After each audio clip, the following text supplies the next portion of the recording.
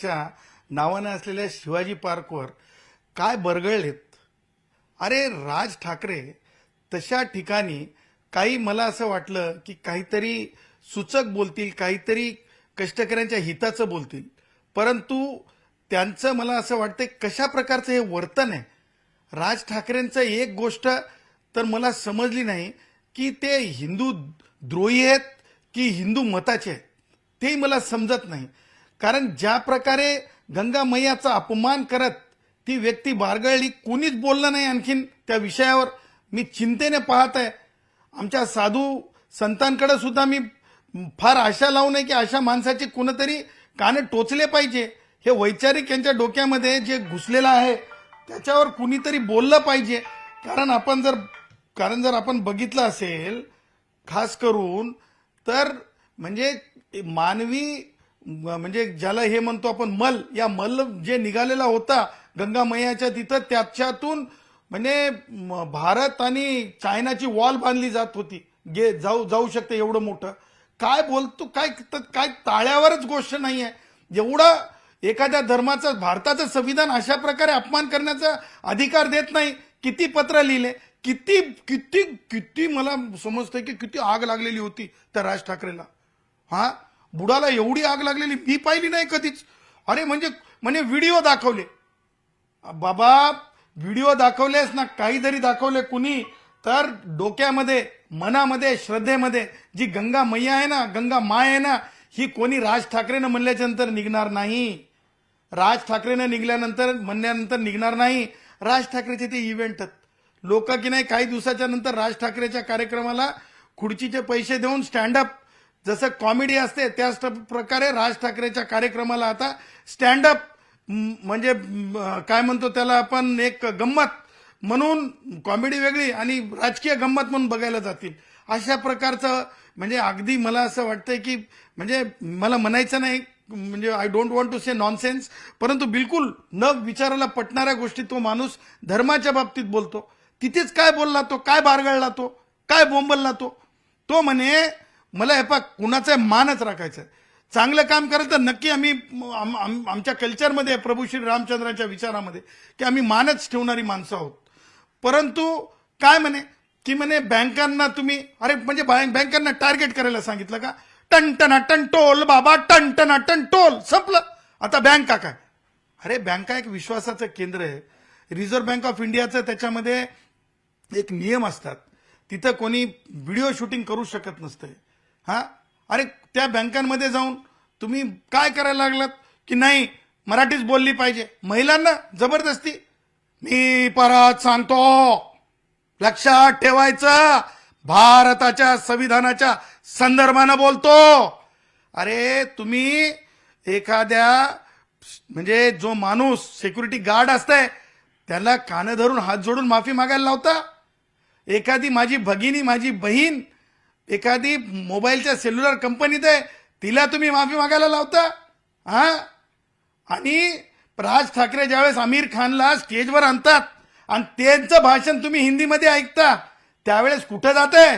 हा त्यावेळेस का म्हणत नाही मराठीत येत नाही म्हणून माफी मागा म्हणून? हा परंतु सामान्य माणसाला तुम्ही त्रास देता. हे भारताच्या संविधानाला अभिप्रेत नाही. भारताच्या संविधानाला right to expression and speech म्हणलेलं आहे. Right to expression and speech म्हणलेलं आहे.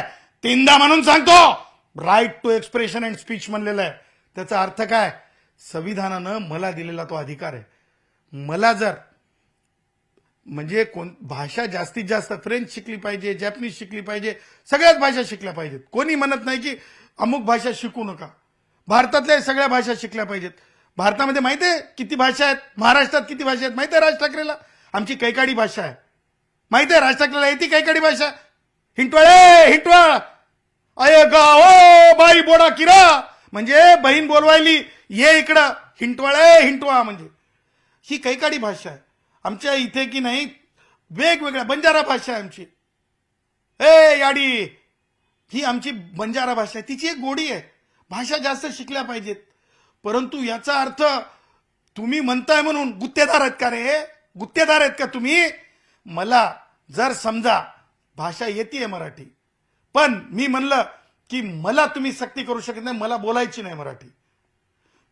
तुमचा कायदा कशा संदर्भात आहे? सार्वजनिकपणे कायदा आहे की तुम्ही पत्रव्यवहार, शासकीय पत्रव्यवहार मराठीत करा. याचा अर्थ तुम्ही मला माझी लिबर्टी घेतली का लिहून? काय 7/12 घेतला का रे बाबा? हा, 7/12 घेतला, कोहिनूरचा घेतला, ठीक आहे रे बाबा. दुसरे 7/12 होणार नाहीत. संविधान सोबत आहे.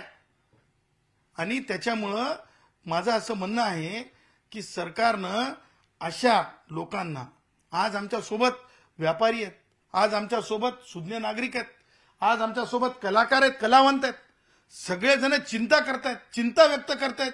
अशा थापडबुक्की, अरे सार्वजनिकपणे शिवी दिली, ओरडलं तर माणसाला, हिंदू माणूस स्वतःला कसा अपमानित करतो, स्वतःला महसूस करतो.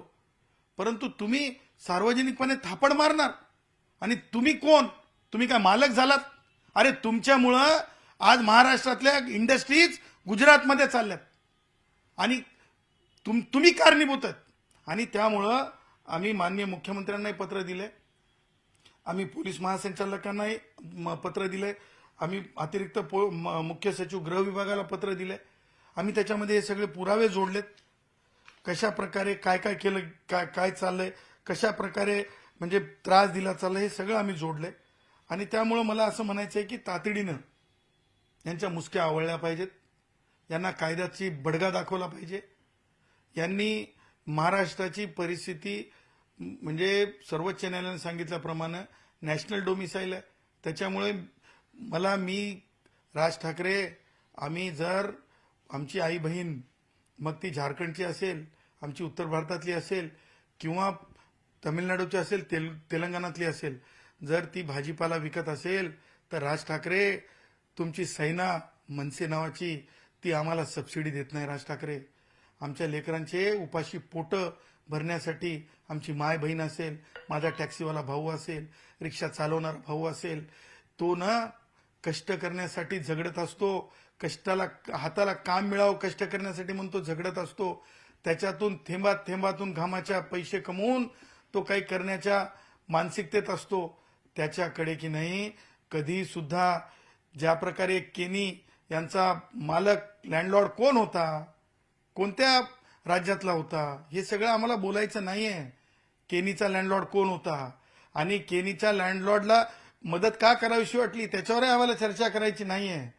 परंतु जर कोणी आमच्या भावांना, हिंदू राष्ट्रातल्या भावांना, आमच्या धर्माला जर कोणी म्हणजे पोकिंग करत असेल आणि जर म्हणजे अमुक भाषा आलीच पाहिजे म्हणून कुणीतरी आम्हाला टॉर्चर करत असेल, त्यापुढे जाऊन खंडणीचा प्रयत्न करत असेल, तर हे आम्ही महाराष्ट्रात चालू देणार नाही. आणि आम्ही उद्या अतिरिक्त पोलीस आयुक्तांना आम्ही भेटणार आहोत. उद्या 4 वाजताची आम्हाला वेळ दिलेली. मुख्यमंत्र्यांना देखील तुम्ही भेट घेणार आहात का या संदर्भात? बघा, आम्ही जास्त एक्झिक्युटिव्ह कॉम्प्लायन्सला या गोष्टीला केंद्रबिंदू ठेवणार आहोत. कारण माननीय सुप्रीम कोर्टाचे 2 जजमेंट आहेत. त्या जजमेंटमध्ये स्पष्टपणे पोलिसांना दिलेले निर्देश आहेत.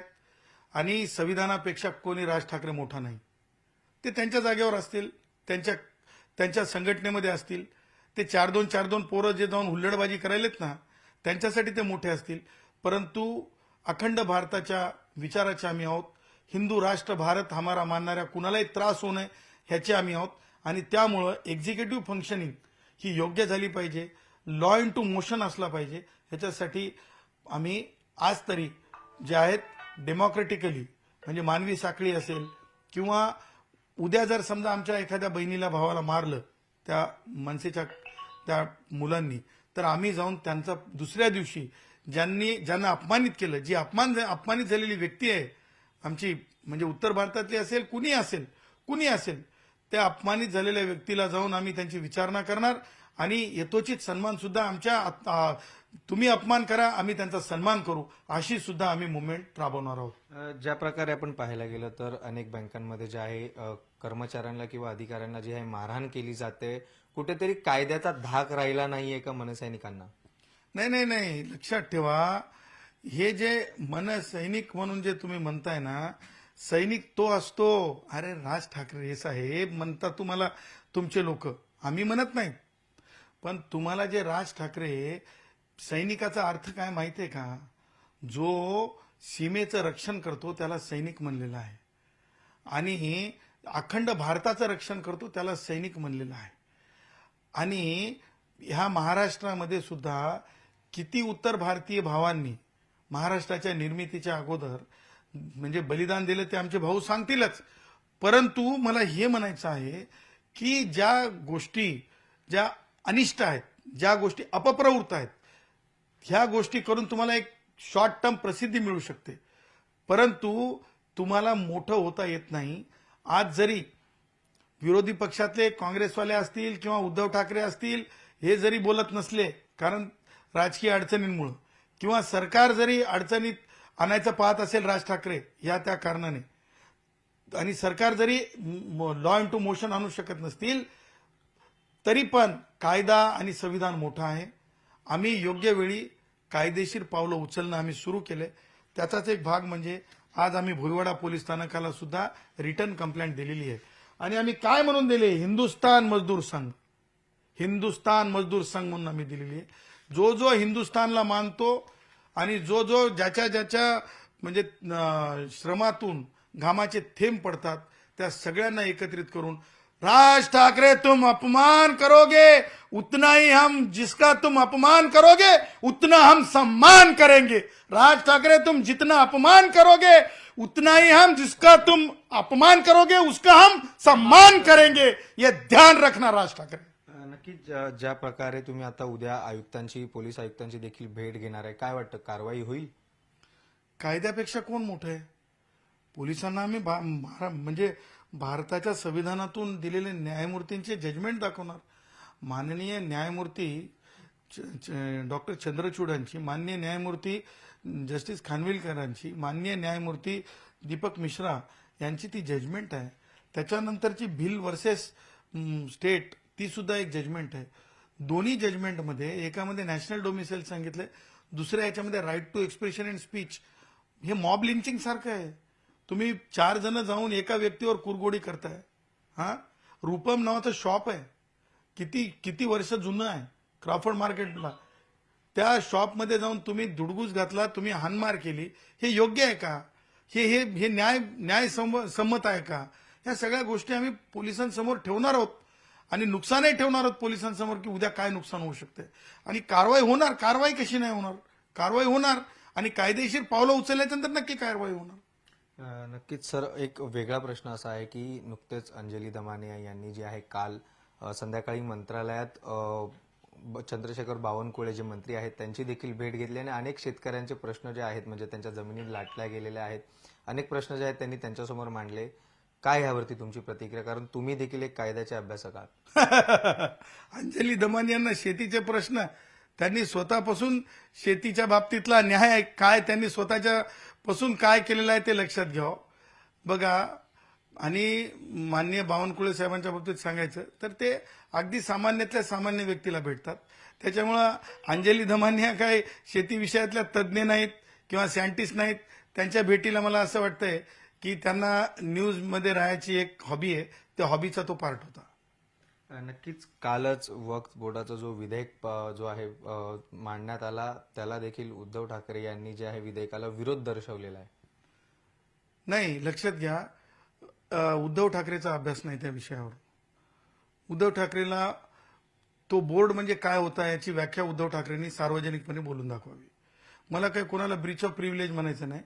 ठीक आहे ना, एक कलाकार, एक आर्टिस्ट म्हणून उद्धव ठाकरे असतील, फार त्यांच्या कुवतीप्रमाणे, त्यांच्या लेवलप्रमाणे ते असतील, माझं ते म्हणणं नाही.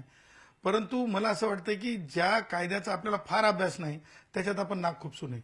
आणि त्याच्यामुळं मी जे केंद्राने जे विधेयक पास केलेलं आहे म्हणजे लोकसभेमध्ये त्याचं मी स्वागत करतो.